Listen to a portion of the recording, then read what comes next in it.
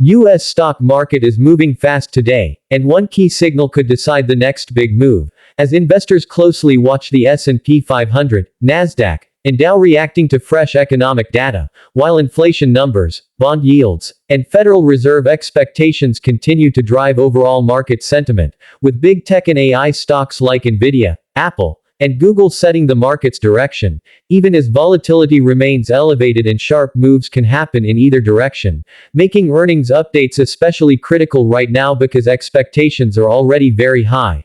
And although tech is leading, investors are also rotating into energy, defensive, and value stocks, knowing that any surprise from the Fed or inflation data could quickly change market momentum, which is why long-term investors are watching for quality stocks during short-term pullbacks. So the big question is whether this market is setting up for a breakout or just pausing before the next swing. And now tell me, what are you watching today? Tech stocks or the broader market? Follow for daily, simple, and educational U.S. stock market updates.